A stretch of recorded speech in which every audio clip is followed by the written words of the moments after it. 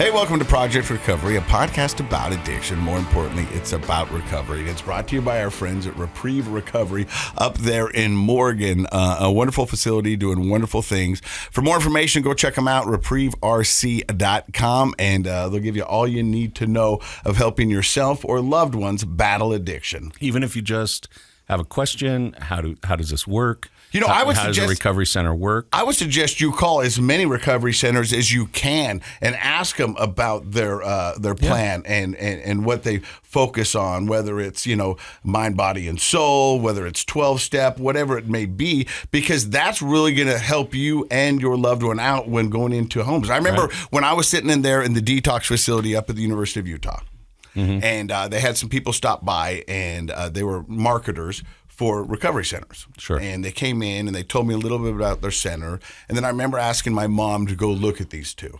I go, I'm stuck here. I can't You narrowed it down to two. I narrowed it down to two. Okay. And I said, I like these two people. I liked what they were telling me. And I wanted to know more information about them. And I wanted my mom to go look at them because my thought and my fear was that a recovery center was going to be a empty room with beds pushed up to the corner, all white. Kind of like stuff you might have seen in a TV show. Yeah, I mean, that's what I thought it was. And so I wanted my mom to go look at it and come back and tell me a little bit about the place. And so here I am, 45. I call my mother. She goes, looks at these two recovery centers. She comes back and she goes, they were both really nice, but I think this one probably suits you more. Yeah. And I was surprised when we rolled up to it, and it was this beautiful house, this wonderful kitchen, this amazing setting, this great backyard. The environment matters. Yeah, and so she goes, I think this will do for you, Casey. And yeah, she was right, and that's the one and only one I've ever been to. Each recovery center sort of has its own theme or vibe, or the things they specialize in. And what I like about Reprieve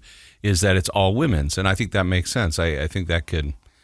For a lot of people, that would make them much more comfortable to be, if you're a woman, in with all women. Not for every woman, but for some. Now, this might be a stretch. I think recovery centers are like pants. Stretchy pants? Well, maybe. Because what you're going to do is, how many pants have you put on in your life? Different kinds of pants. Of a couple, yeah. And do you find ones that you really love? Oh, yeah. Those are your pants. Okay. So recovery centers are like pants. You got to find one that fits and makes sense to you. I love it. And as jokingly as I am being about this, it's the truth. That is not untrue. I agree. You know what I mean? And so some are going to fit better than others. And you hang on to the ones that are your favorite. Yeah. And then your girlfriend throws them out and it causes a fight. Yep, that happens. Did I ever tell you about the time I came home when I was married and there was this homeless guy going through a dumpster outside of my apartment? And he was sorting these clothes, and on closer inspection, it was yours. It was my clothes, and so my ex-wife had taken all my clothes and thrown them out there. And I walked up to him, and this guy's making two piles. Yeah, and he's like, and I go, "What are you doing?" He goes, "Well, these are the ones I want." And I go, "Hey, listen, if you're going to take any, you're going to take all. I don't want to have clothes that a homeless guy doesn't want." You know what I mean? So maybe they needed to be thrown out, Casey, if the homeless guy didn't want them. I was like, you got to take them all, or you're not taking any. So what did he say? He took them all. He was reasonable. Okay. There were some good clothes in there. Yeah, I bet. Yeah. So this is a good thing, Dr. Matt. Yeah. I've got a hangover. You do? A love hangover. Oh, okay. I just, recently celebrated my 6-year anniversary. Congratulations. And the That's outpouring of love and support that I received from the recovery community, from my family, from strangers, from people I didn't even know, it was unbelievable. Yeah. And I was kind of worried, not worried, but wondering if each year I would lose a little bit of the luster, a little bit of the shine, a little bit of, what makes it special. I didn't want it to become just kind of bland. Well, you want it to be your way of life, but not bland. Last night, as we were sitting around having Tony's Pizza and a banana cream pie with my kids and my girlfriend. Banana cream. Oh, it's my favorite. That's good stuff. Banana cream pie is my jam. Yeah. It really is. My daughter, she goes, "You're lucky, Dad." And I go, "Why?" And she goes, "You get 2 birthdays." She goes, "You get your birthday, and then you get your celebration of your sobriety." Your kids aren't adopted, right? No. Like, they are so smart. I asked that question too. They are so insightful. And I was like, I am. And it was cool because I got cards, handwritten cards from all my kids. I got text messages from extended family, from everybody. And I was just like, And to be honest with you, this birthday means more to me than the other one. Yeah. Because this birthday is when I started to live. This birthday means more to me because everything after this birthday is amazing. That's a good way to look at it. It's wonderful. And it's cool. And so I'm very blessed and fortunate to be able to do this. And like, I was driving in, and that's when I do my best thinking. Sure. And it's weird about recovery because when you're 1 day, 15 days, 30 days, 90 days in, you got a little envy. You want what everybody else has that has 2, 3, 4 years. Yeah. That's what you want. That's what you hope. And you're afraid that you might not get it. Probably seems like a tall order. At that point, yeah. Insurmountable. Yeah. I mean, for somebody who's just got 15 days in the room to get to 30, to get to 45, then to get to 90 in 1 year. I mean, those are milestones that are so huge for any addict. I mean, it's you're like, holy cow. I remember that first year, I was like, I got it. Now what? And I was like, I guess I keep going. Yeah. And you keep going. And then you get to 6 years like I recently just got. And now it's so guarded, and I'm afraid I'll lose it, and I don't want to lose it. I had a dream the other night that I drank. Really? And it was the first one I've had in a long time.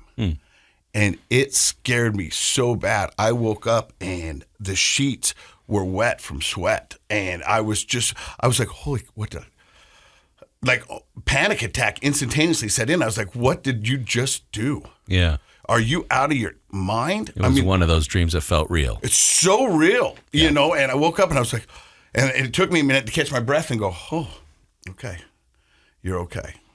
And I'm afraid. And that's why when people go, are you ever worried about it? Yeah, I'm worried about it every day. Don't you think, though, that, I mean, not that you don't want somebody to, we've talked about people who say, oh, I've got this, you know, getting a little cocky ahead of themselves. But I think coming up on an anniversary, anticipating it, your unconscious mind might be, kind of doing a little self-evaluation. And dreams, in my opinion, are generally either anxiety and fear related or wish fulfillment related. Mm-hmm. And so coming up on the anniversary, you might have been in that sort of anxiety fear space. Yeah, because I don't think there's any wish. There's no part of my previous life that I wish I had back. Yeah, no. That's not at all. You wouldn't have woken up in a panic. And I don't look at a bottle. I don't look at a shot. I don't look at any situation thinking that it's going to add anything to my life. I know what it will do, the exact opposite. And so I'm secure in my sobriety. Yeah. But it's a closely guarded thing to me because I know if I don't have it, I don't get to have this life that I have built. And I love it. I love it with all my heart. I mean, I get to do things like I made this reel on Instagram of the things that I've done and been able to see since I got sober. Yeah.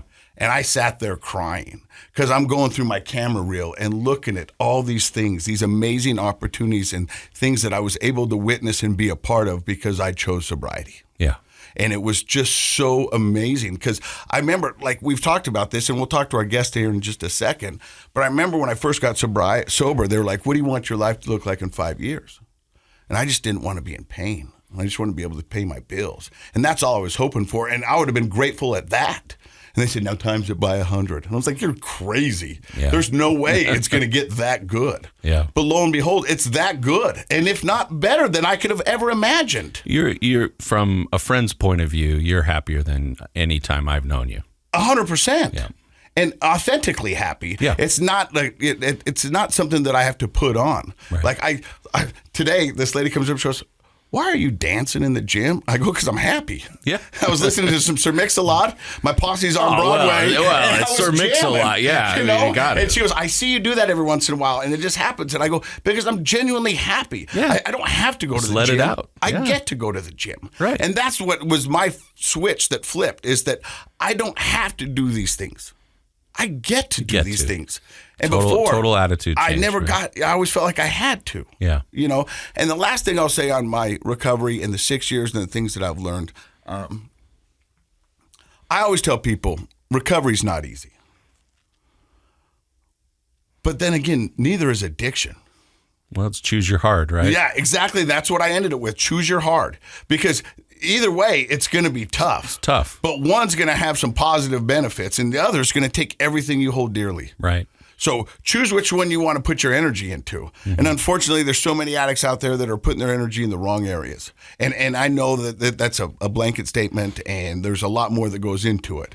But it's going to be hard regardless. I love that attitude just in life in general, and it applies to so many things, but especially recovery is, life is hard, but you get to choose your hard. And with recovery, it's like, well, there are two different kinds of hards, and I think one's a lot harder than the other. I don't know, and not to get off subject, I don't know where the entitlement has settled in on the current state of affairs. Is that, that I have to do this or I have to do that. No, this is America. You get to do it. Yeah. You get to do whatever you want. Well, we've talked about perception determines reality, right? How you perceive what you're doing. You could perceive that I have to go to the gym to stay sober. Or you could say, I get to be at the gym because I'm sober. Yes. And that's what I choose. Yeah. I get to do these things now. Mm-hmm.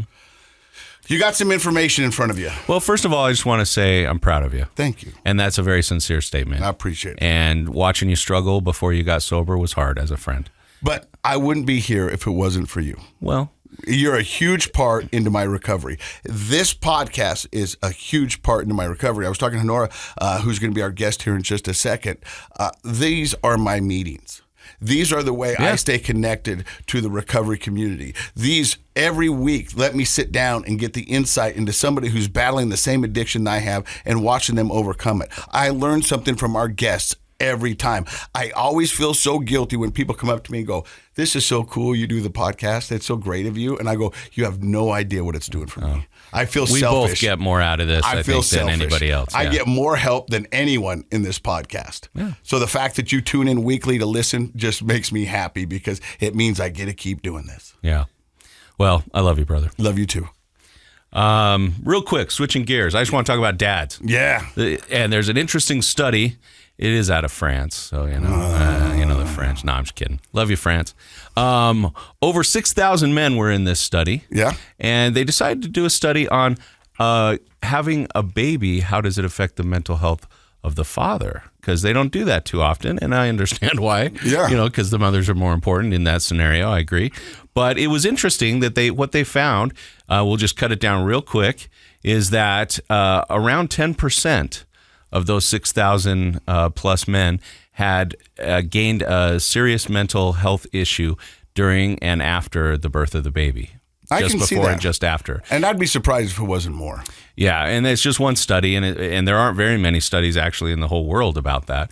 But what I found was interesting, and what was suggested as a follow-up to this study is to include substance abuse in that, because we know that when depression and anxiety, which were the two major mental health issues that arose for men just before the delivery and just after, we know that correlates with more substance abuse.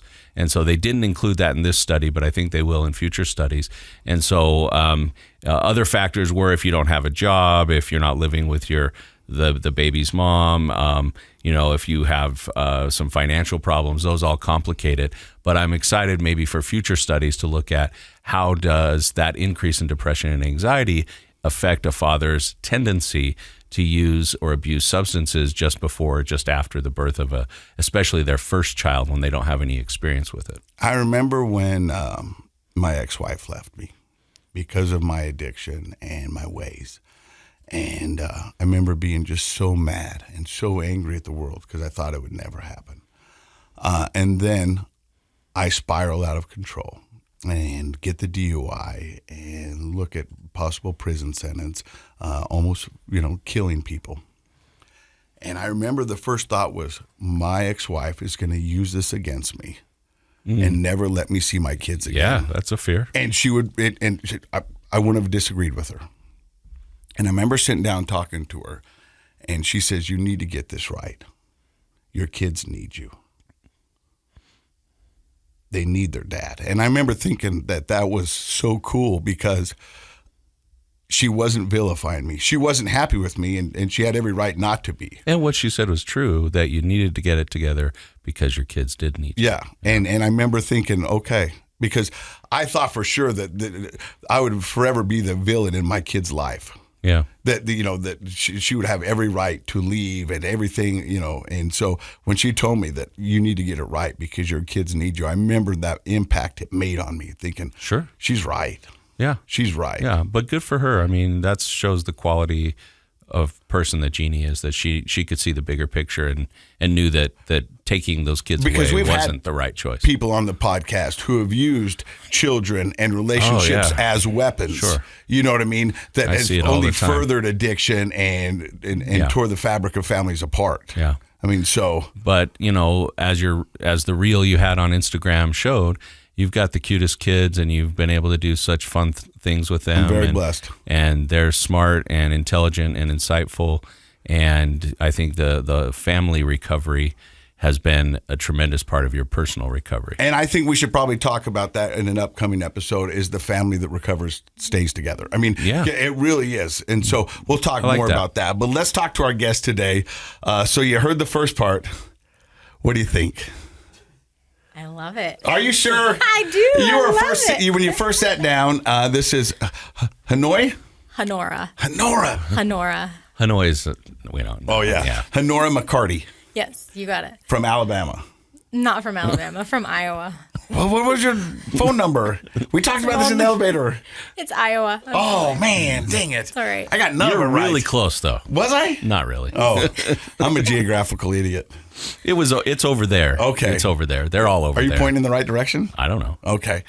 So how long have you been sober? 2.5 years. Ooh, that's awesome. You excited? You don't seem so excited. No, for me. I am beyond excited. I was just looking to read your face. Yeah. Because you told me at first you checked all the time. I did check all the time at the very beginning because I was, at the beginning it was a lot harder. And now every so often it's like, oh, holy cow, it's another month has passed, or it's another 3 months. It passes. Now I don't think about it. I'm not as latching on for dear life for each day like I was at the beginning. All right, well, we're ready for your story. We're going to hear it in just a few seconds. You're listening to Project Recovery. Hey, welcome back to Project Recovery. I'm Casey Scott. That's Dr. Matt Woolley. In case you didn't know, clinical psychologist. Still, yep. Still? Yep. Do you have to renew your license? I just did this Really? month, yeah. Is it like testing, or is it you just have to pay him money? You have to do 48 hours of continuing education over 2 years in certain categories and pay some money. But you're an overachiever because you get certifications monthly and different weird stuff. I like to, if I can, yeah. Like, what's the last one you got for fun?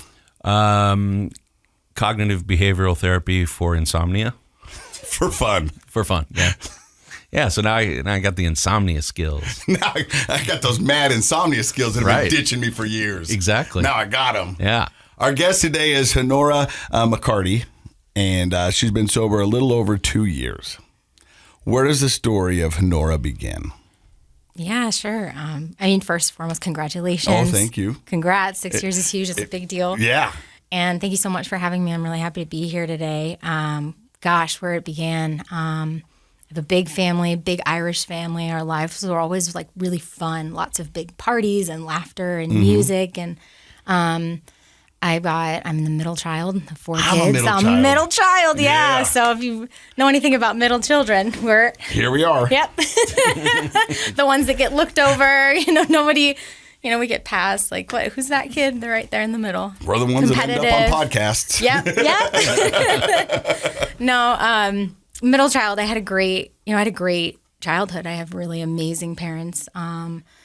They loved us a lot. I was given every opportunity I ever needed. Always went to good schools. Always able to do the sports I wanted to do, and lots of love in my family. I was born with like this kind of rare type of haemangioma on my face, and it was all over the side of my face. So I just remember like being a kid, being really, really insecure that I was really like kind of started off with a chip on my shoulder because I didn't look like the other kids. And it was it like a birthmark? Yeah, it's like a type of birthmark, and it was bright red, so it looked like I had ketchup all over my face. And they sometimes call it a port wine stain. Yeah. And it was just all over the whole left side of my face. And so like just being a kid, you can just imagine, what it feels like walking into a classroom, or, the teasing and taunting and stuff. Because kids aren't the best at hiding their emotions. No, and they say, "What's that?" Yeah.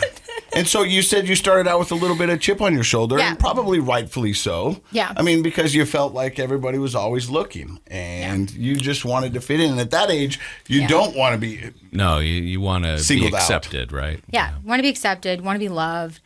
And man, I wanted to do anything that I could. And so like my first taste with addiction was with food. And I started getting really skinny and like really controlling what I ate, because then it's like you get attention in that better way, in that more positive way. So And that what was like age the was first that? touch. I was a teenager. It was when I started doing cheerleading. I was like 13 years old. And that carried on all the way through college. I cheered in college. And so that stuck with me. But I migrated over to, the drinking and the drugs once it got to like college. But I never could do it. And I could never just drink, like just taste and just kind of pick it up. And So high school, that wasn't a temptation, drinking and all of that? No, I was more, I was very like, it was more of like vanity. I wanted to look like everybody else. I wanted to be like everyone else. I wanted to be this perfect kind of cookie cutter, what I'm supposed to be and supposed to look like. So it didn't really like the addiction with drugs and alcohol, like didn't kick in until I was, I think, even like at college or towards, because college, it's like everybody is doing it. Everyone's drinking. It's and people's like, first chance to be away from home and be unsupervised. Right. And, yeah. Let me go back to high school for just a second, because you wanted to be the cookie cutter girl, the one everybody looked up to, and all that stuff. Did you find fulfilling that task troubling? Was it hard for you, or was it something that you did easily and it just seemed to happen? It was hard. I felt like I had to work harder than everybody else to be able to get what I wanted. And I felt like I had it harder. And that was really like my take on life for a really long time, was like, I'm a victim to things. Like, I can't look like that or be like that, so I'm going to be down on myself. And I was really, really hard on myself. And I thought everyone had it easier in school than me. Everyone had it easier in things. And I just had this like, this victimization card that I had carried from like even being a kid. And you know now that probably most kids in your high school felt the same way you did. Probably. They probably did. And that's It's easy to Yes. find something to feel self-conscious about. But to be fair, I think, so I have a friend growing up who also had a similar birthmark that you're talking about.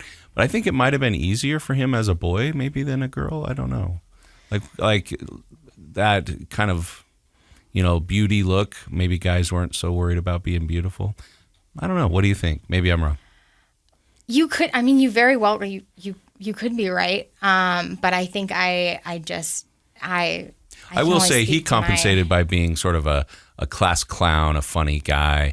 I think that was his compensation, is that he got attention that way.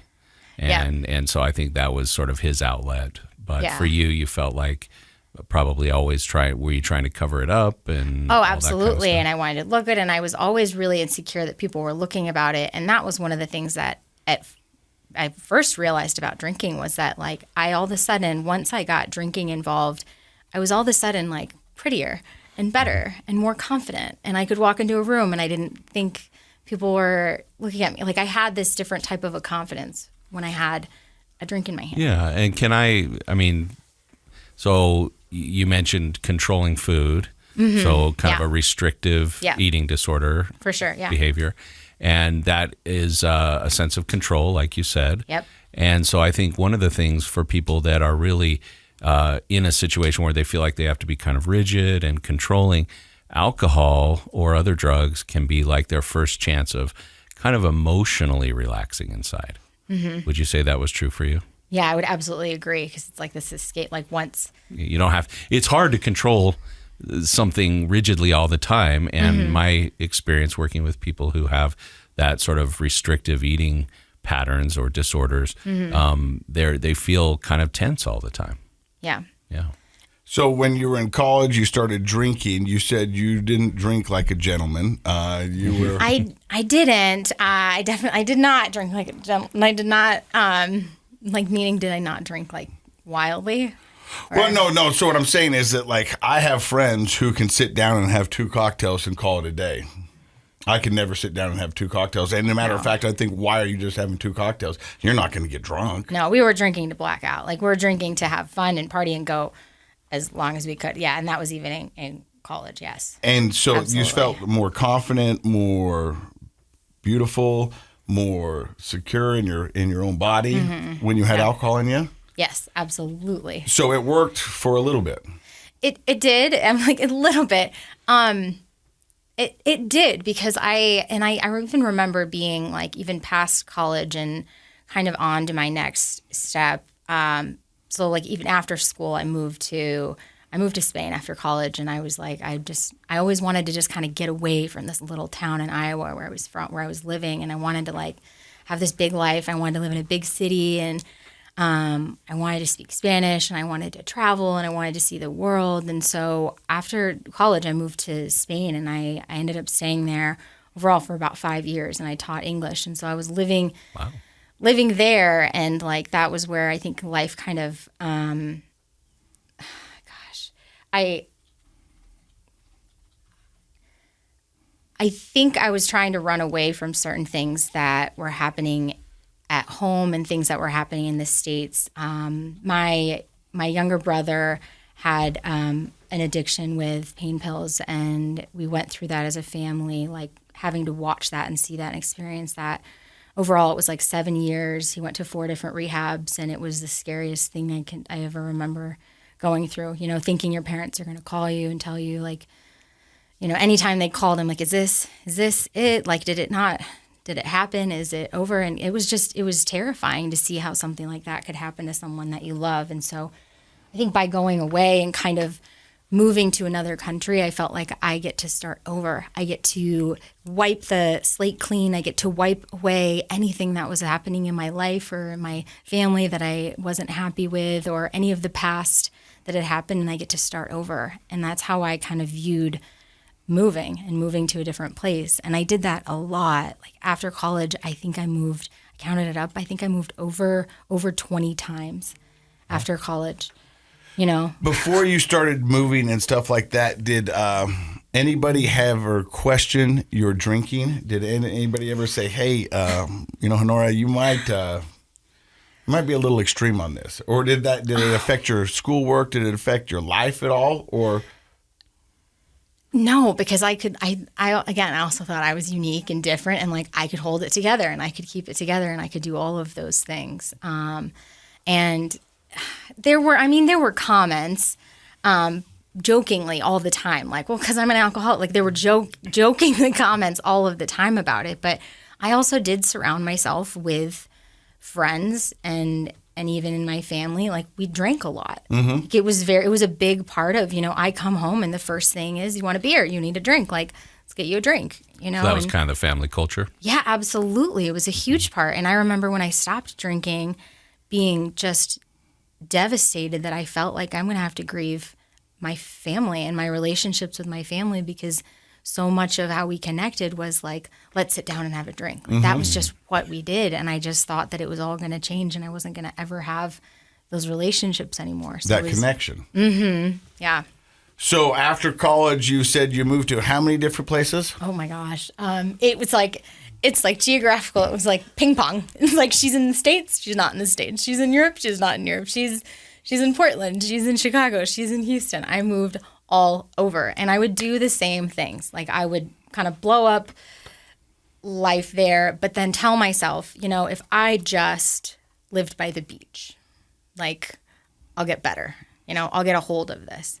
Because I did know, I think in my head, that like, this is starting to get kind of out of hand. But I always thought that if I just change my environment, and if I just go somewhere else, then I can be happy there.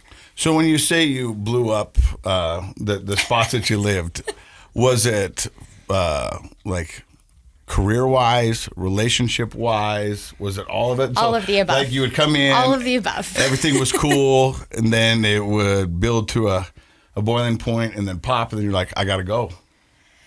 Yeah, and there was a lot of like embarrassment around, kind of like, because I would have these like aspirations and these dreams and thoughts that I'm going to do this. And like, when I move there, like, I'm going to get my papers to officially stay there, and I'm going to stay there for good. But then like, I'd start drinking, and then like those thoughts, it's like I'd start out the day good, and I'd have all these plans for how I was going to like have a great day. And then all of a sudden, like, drinking comes in. And before I know it, I've been partying all night. It's 6 a.m. and I need to figure out how to go to work and stay awake, right? And I've been partying all night long, Yeah. you know?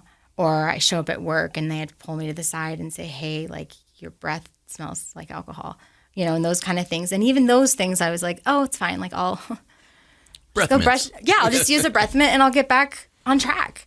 I had many You of know? those times. Many of Like- those times.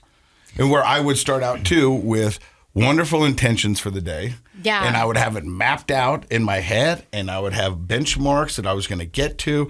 Then I was going to, maybe if I did all those, I could have a couple drinks. Yeah. But then I'd find reasons to drink a little bit before, and then before I know it, I'm drunk and mowing bad lines in my lawn. You know what I mean? I'm like, I don't know how this happened. You know? Yeah. But so you blew up the spots, and the therapist in me, not Dr. Matt, because he's a real one. Seems like you spent a good chunk of time running. I did. I did. I spent a lot of time running and a lot of time thinking that it was everybody else's fault and everybody else's problem. And like the world against me was really how I saw life. Along those lines, I think it's interesting that you said, if I could just live by the ocean. Oh, yeah. So I had this That was a big one. Yeah, but let's talk about that for a second because that's really interesting. I was talking with a mom of a child who has some neurodevelopmental issues recently, and one of the ways to help this child calm down is to use rhythm. And so whether it's music or going for a ride in the car, those kinds of things. And we talked about it is a theory that because of how babies develop in utero, that there is some rhythm to kind of the movement in utero as a baby grows and develops, and then that's inherently calming. So when a baby's crying, we tend to rock them. And a lot of times people find that the rhythm of the ocean is very calming and soothing to them, and it perhaps kind of harkens back to neurodevelopmental things that we can't remember from our early life. And so I wonder if that was sort of this unconscious kind of desire to feel calm, like your life doesn't sound like it was calm. Exciting maybe, but not calm, bouncing like a ping pong ball everywhere, blowing up jobs, blowing up relationships. And I wonder if that, like, if I could just get to the ocean, was sort of an inherent underlying subconscious desire to just have some calmness.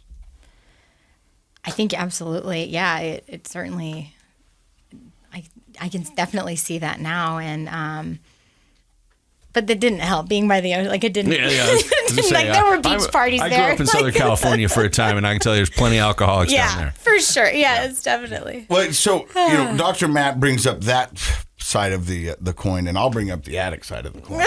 Okay. You know how many people we had sit in this chair alone and saying their problems were the result of the environment that they were in, and so they've moved from here to here to here to here. It's a common theme, and yeah, it seemed to follow them. Yeah. And actually, it didn't follow them. It was always there because the problem is us. Wherever you go, there you are. Yeah, that's it. Yeah. You know, and as an addict, we're the last to know. I remember when I told everyone I was an alcoholic, and they're like, yeah, we know. We're just waiting for you to figure it out. But we're always the last to know. But, I mean, that's probably where it was for you, is that you kept thinking, if I go here, it'll be different. I'm going to start over again. And and most addicts have done that, you know, and that's the thing. Addicts, they've got wonderful intentions, horrible follow through. Yeah. Wonderful intentions, but everywhere you went, your Dr. Matt is right. There you are. Yeah. So eventually, where do you find yourself? Gosh, I mean, and I love what you said about like having those good intentions, and like there were people that reached out like for help, like to help me, and it had to be me. That was the one I think that was ready enough to say, I need help. Because there were along the way, like when I kind of got to a place where anyone outside looking in, looking at my life would have been like, she needs help. Like she is tough. And that was like in 2019. I just blew it all. I blew it like I really blew it up this time.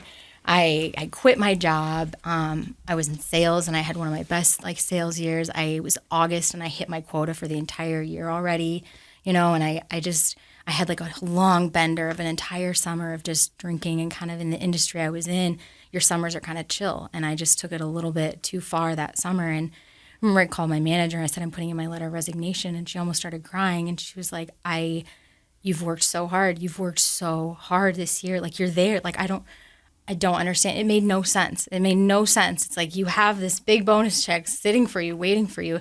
Why are you throwing it away? And she said, I don't know what's going on, but I want to help you.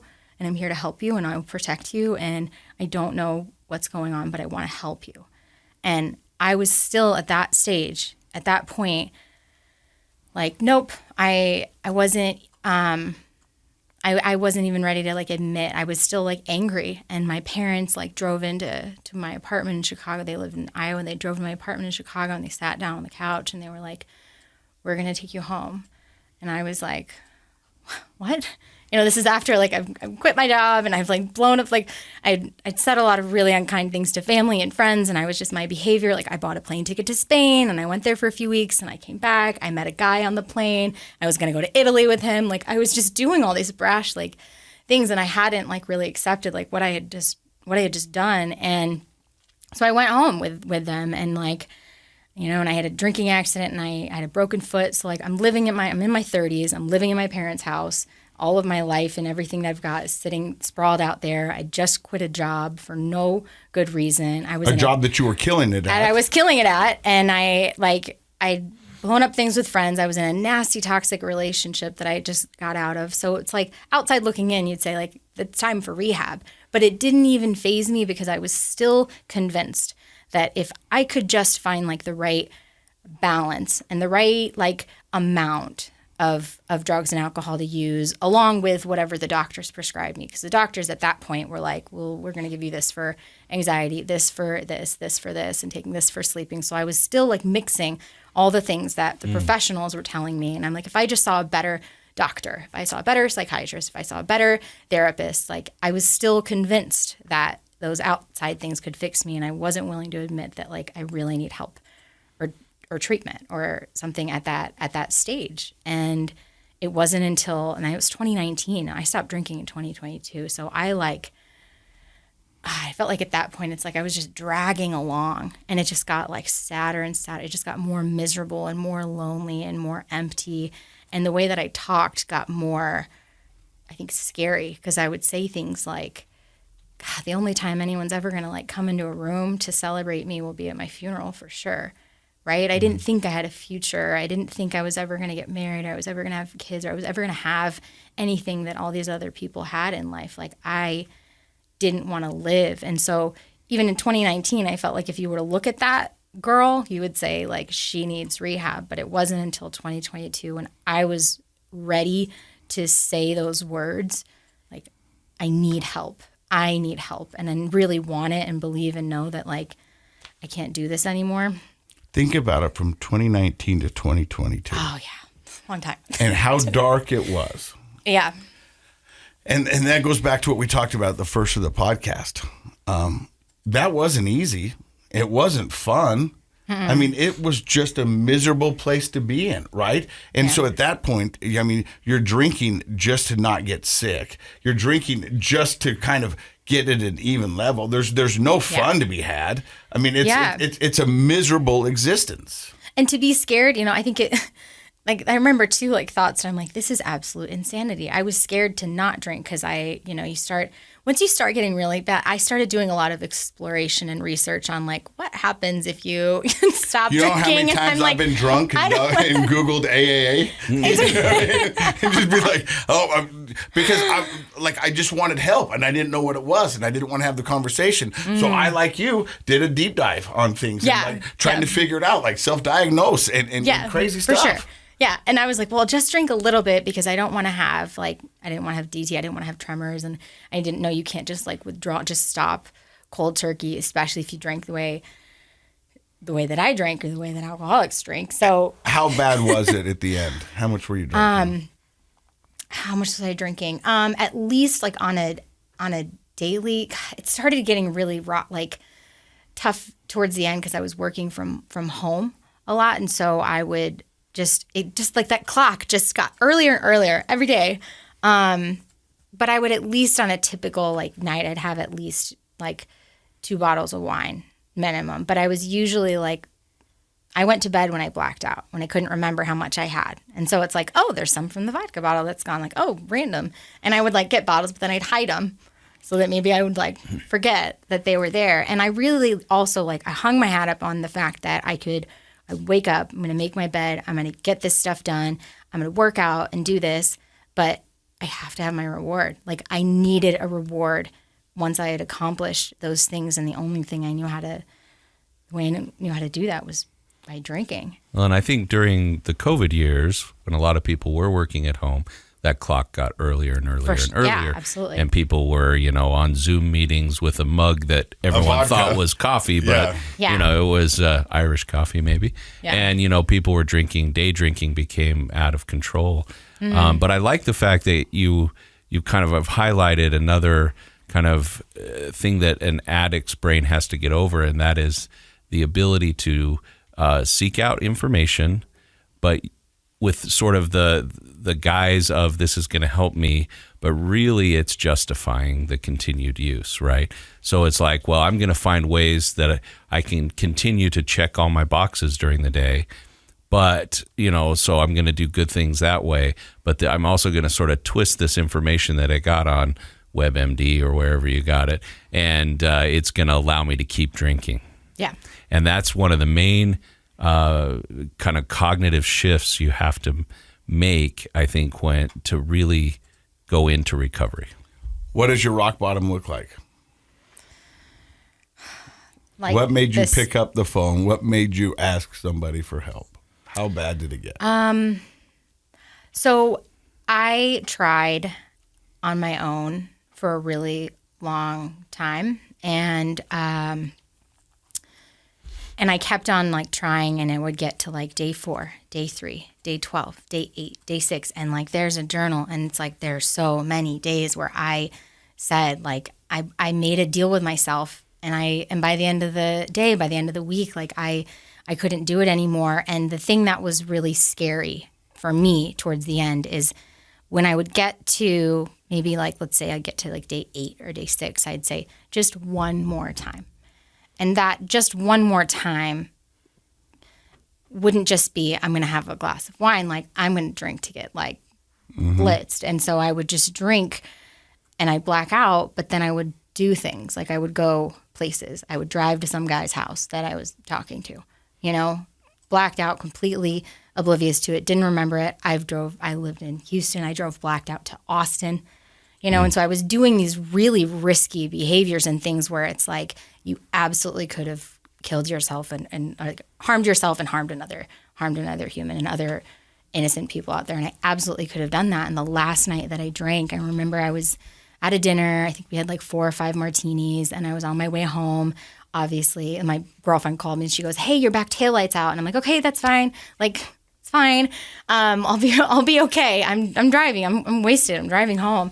And because, of course, I don't just have the martinis at dinner. Before I go to dinner, like, I have to get pregame. I've got to get liquored up. And the pregame is not just like, I'll have a glass. It's like, no, I keep pouring and pouring and pouring. And then I'm late. But on my way back home, I stopped. I'm like, I'm going to get, of course, I didn't have anything at home. So I had to stop at the gas station and get a bottle of wine. So I get my bottle of wine, and I'm at home, and I'm just like, I'm blasted, I'm drunk, and I'm drinking this bottle of wine and just thinking like, God, I could have been pulled over and that. And it wasn't like something had happened that scared me into like, you've got to go to rehab. I didn't get a DUI. I didn't get caught or in trouble, but I just remember waking up in the morning and just realizing like, I am never going to get better, and I'm never going to get out of this. And I'm just getting lucky. Like, I've just been like, lucky in all of these instances where I could have and should have been caught and could have got in trouble. And those benders for the last times just kept getting worse. And I really was, I didn't want to live. I didn't want to live anymore. And so I called, there are 4 people that were really important to me and critical in my life. And I called them and I told them that I needed help because, those were relationships of people that I couldn't lie to anymore. And I had a really, really good mentor and friend of mine. She was the one that lived in Austin that I drove to her house blacked out, and she knew that I had a problem because I would show up to a party and like I'd be well beyond where everybody else was. I always showed up well beyond where everyone else was. My girlfriend would say had to. You overshot your window. Yeah. Overshot the window on that one. And I told her, and the reason I did is 'cause she lost her sister to alcoholism when her sister was like 40, and so she saw what that looked like. And I told her, I said, I need help.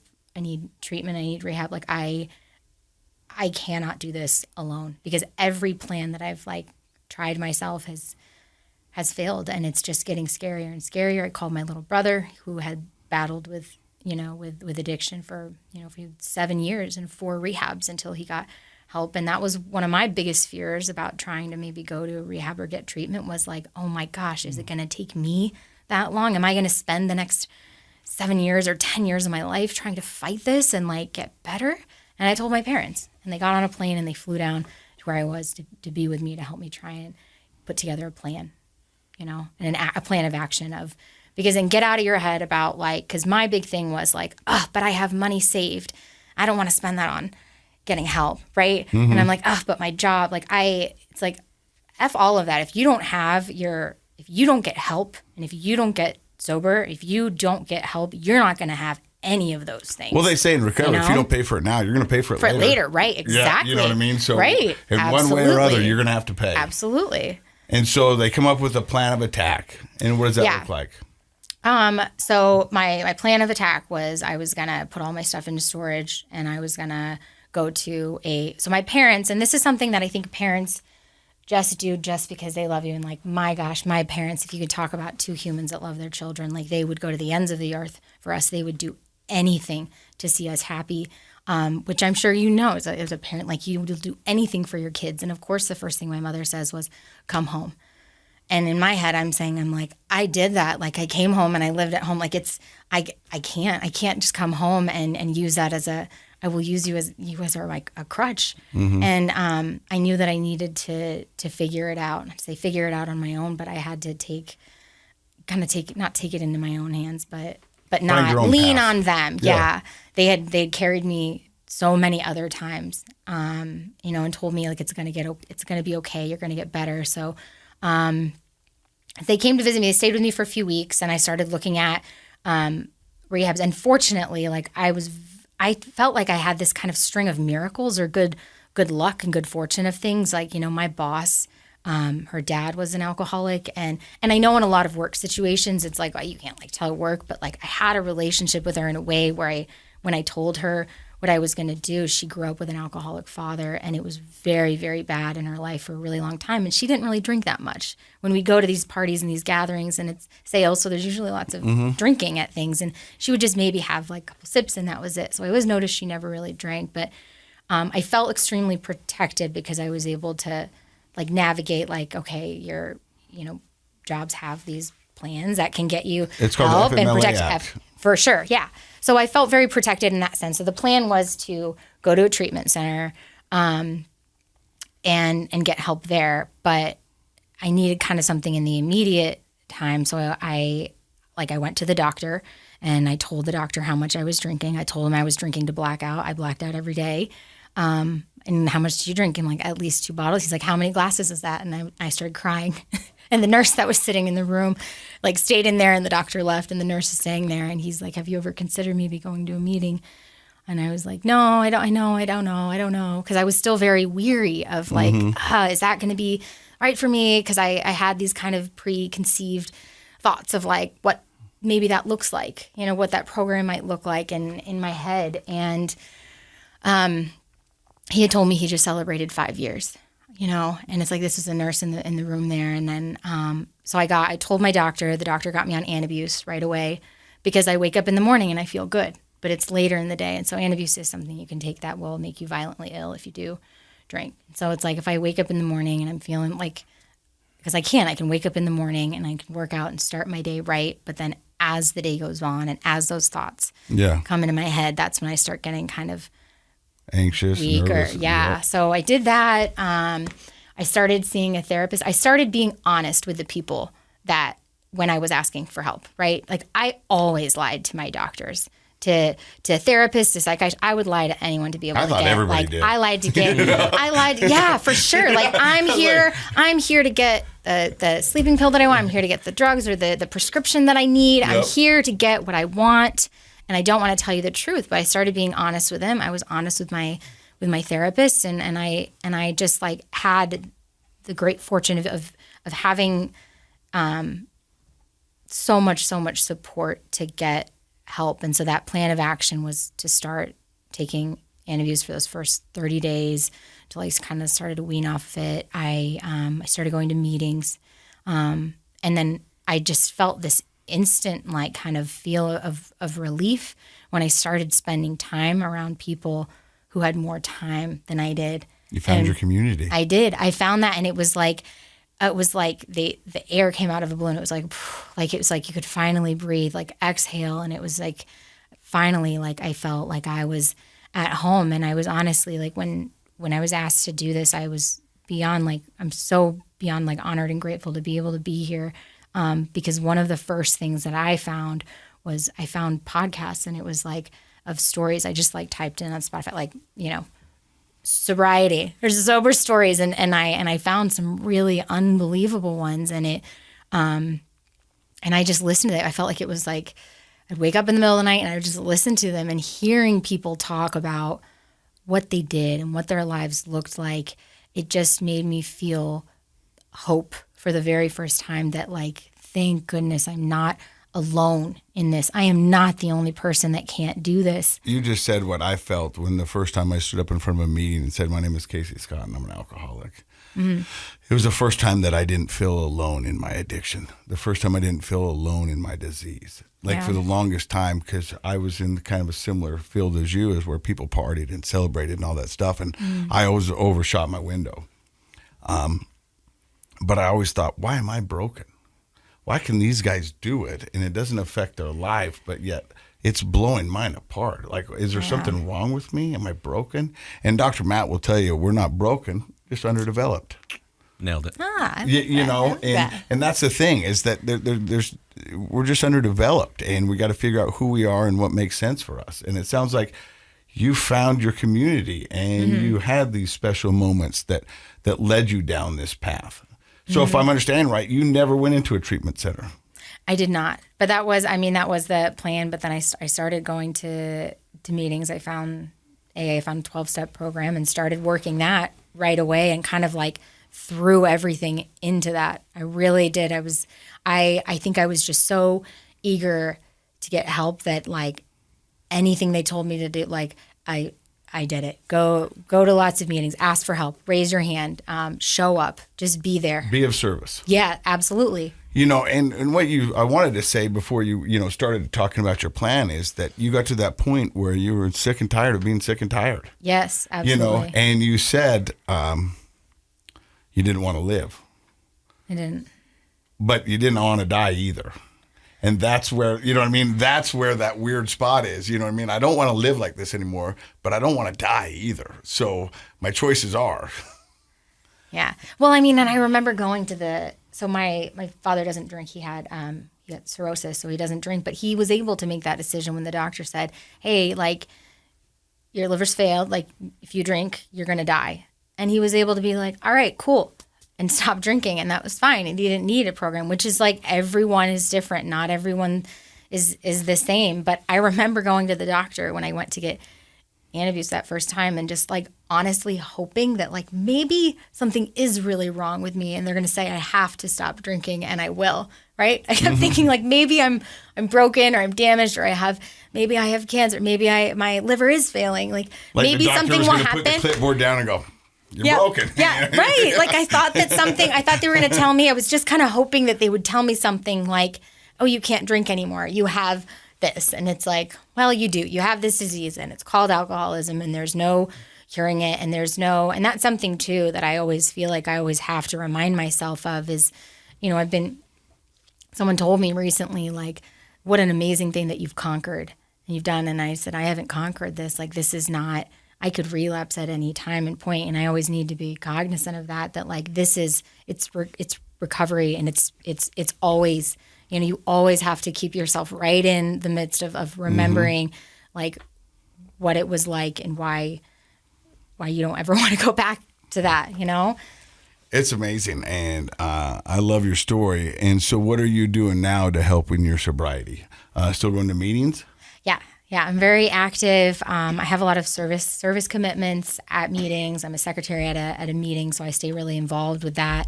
I do lots of fellowship stuff with folks in the community. I have a sponsor women, so it's like there's lots of ways I try to stay connected. I talk to my sponsor a lot. I still write gratitude lists a lot. Just trying to stay tapped in to it. Let me ask you a question, because in my recollection, I think you're the only female we've had on the podcast who is a 12-stepper. I don't know about that. Maybe. I can't think of another. And I don't know if it's a more male-centric recovery room or if it's female-friendly. I'm asking you because I'm naive. I don't know. Yeah. Gosh, I mean, I feel like there's a lot of women I've met in the room, So there's plenty of females, but there are. It's so funny you say that too. Like I think there are more men. One of my favorite meetings I remember walking in and being like, oh my gosh, because it was all like men. I'm like, is this a men's meeting? They're like, no, we just can't get more women here. So I'm like, well, let me invite some of my friends from these women meetings. I'm like, I'll help you guys out. I'll invite some of the girls I know and see if we can kind of fix this. But I think it is. I don't know. So service, fellowship, still attend meetings. What does your prayer, life look? Meditation, those prayer, are also meditation, huge pillars in my recovery. Huge. What does your life look like today? It's full. It's full and it's big and it's happy. I have relationships that I'm proud of. Gosh, man, I've moved, like I said, so many times, and I just bought a house here in a condo here in Salt Lake. And when I bought, I had so many friends from the program show up to help me move, and all of my moves have been so devastating and sad and lonely and empty before. And it was like such a miracle to be able to see wow, all of these people showed up to help me, and it's like not only to help you, but to celebrate you. Yeah. So it's amazing. It's really incredible, and it takes time, and it didn't happen right away. And gosh, I'm beyond. I never thought that my life would look the way that it looks now. I never thought my relationships with my family would be the way that it is today. Let me ask you a question. I like doing this. Oh, you no. go home and you sit around, and the family's still the family. Yeah. Do you have those connections? Is life good? I mean, families, they say sometimes in the program, if it weren't for family, this would be easy. So family just is still, there's still certain things. It's changed a little bit. So there are certain, maybe family members that I've gotten closer to since I stopped drinking. There are certain family members that maybe we don't talk as much, or we're not as close. But it's still good. I show up in ways that I didn't show up before. In the past, I'd always just show up and where's the booze? Now I show up and I'm like, what can I do to help? What needs to be done? Do you need me to run to the store? I can do that. Do you need me to go to the airport to pick some up? I'll do that. I'm a lot quicker to be the one of who can I help? Let me help out. Whereas before it was where's the booze? Where's a lot more inconsiderate in the past. I want to ask people how are you doing? Tell me about what's going on in your life. And I never had the emotional maturity, or just the care. I was selfish, self-centered, and just really unhappy. I just cared about me. What's in it for me? Everything was just me. And now I really, truly, genuinely want to show up for them. I love it. I mean, well, the word that, as you're talking and describing that, to me, and it's a theme we talk about on the show a lot, is connection. That the opposite of addiction isn't, sobriety per se. It's connection. And Absolutely. It sounds like Absolutely. You show up and are ready to connect with others. And one of the things I've learned over the last 6 years is just how powerful the service part of the recovery community is. I didn't realize that I think you become ingrained with this idea of serving and connecting with other people. And I think that's one of the most beautiful things and one of the constant themes of people who are truly in recovery. They're living that life of service, and therefore they feel much more connected to their communities and friends and family. And I think that's a beautiful part of maintaining your recovery. What I love about your story is, when you first sat down, you're beautiful, you're vivacious, and you're very wonderful, and you speak very eloquently. But the first part of your story was a little rough for you to say. You could tell it would change your demeanor and the way you talked. But when you got into recovery, this calmness came across your body, and your face lightened up, and you were just like, it was like, that's pure joy. And we talked about it in the elevator coming up. People see that in the rooms. They go, that's what I want. I want what she has. Absolutely. And you wanted what somebody else had. And that's what it's all about. It was like, I want what they have. Yeah. They seem to be doing this wonderfully. They seem to be rocking this sobriety, this recovery. And I want that. So you surround yourself with people who have that or who also want that. And then with that community, you find your tribe and you go after and get it. And it sounds like you found a community. Oh, absolutely. It was the reason that I decided, I couldn't stay put in a place for more than a year. It was like, where now? Where next? And I didn't feel like I had to think twice about like purchasing a place here, because it's like, I am home. Like I have so much love and joy and friends and people that are going to show up for me when life is hard, because it's not always going to be good days and easy days. And like life is going to happen at you. People in your life that you love are going to get sick. Death happens, loss of jobs happens, and like life happens. It's going to happen, like whether you're ready for it or not. And like, I know that I would definitely rather have a community of people to surround me and love me through whatever happens. And I want to be that same thing to them, Well, welcome home. Thank you. Dr. Matt, your thoughts on Hanora? Well, mostly just thanks so much for coming and sharing your story. I know it can be a little, intimidating sometimes to come on and talk, but I think tons of people are going to be doing what you did. They're going to be in the middle of the night listening to you talk about your story of recovery. And I think that's such a great way to pay forward or pay it back, however you want to think of it. One thought I had was kind of interesting, and that is that, psychologically, emotionally, we can't mistreat ourselves without losing hope and self-esteem. And there's a lot of different ways people mistreat themselves, abuse themselves. A lot of it's mentally. I work with people a lot on cognitive therapy and how they talk to themselves. But you can't abuse your body with alcohol and drugs and not eventually destroy your self-esteem and destroy your hope for the future. And you had mentioned at one point, you couldn't see a future for yourself, and you thought the only time people would gather to celebrate you would be at your funeral. But you also gave the listeners the solution or the antidote to that, and I think that is honesty. I think that sounds like in your story where it started to turn the corner is when you decided, and you mentioned being honest with everybody in your life, and I assume you meant yourself as well. Yeah. But talking with, I love the fact, being a psychologist and a therapist, people lie to me, and it's rare that I don't know they're not telling the truth, but they always think they're like, yeah, he's buying this. And I'm just like, oh, whatever. But we are fallible as health professionals, and we can be lied to. But I think that's the power to kind of get back that hopefulness, is when a person really embraces an honest lifestyle, honest with themselves, honest with friends and family, honest with people who are in a position to help them. Honesty is really that first step towards gaining back self-esteem and gaining back hopefulness for the future. And I think I hope that's a takeaway people heard in your story. And the thing I love, one more thing about Hanora's story, is that she just emphasizes, once again, there's many different ways up Sober Mountain. Yep. Some people, it's 4 times in an inpatient treatment. Sometimes it's 1. Sometimes it's none, like her, where she went to the doctor. She's putting in the work. She was honest, and then she went to the 12-step rooms. So whatever path you choose, and if you put everything you've got into it, you'll get up there. Yeah. It's not a one-size-fits-all.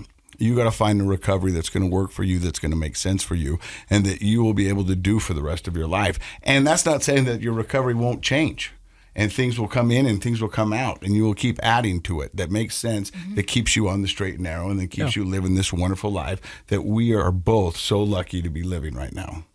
So God bless you, and amazing story, and thank you for sharing. Of course. Thanks for having me. Thank you once again for listening to another episode of Project Recovery. And in case you forgot, Project Recovery is what? It's a KSL podcast. So what is Hanoi? Google it.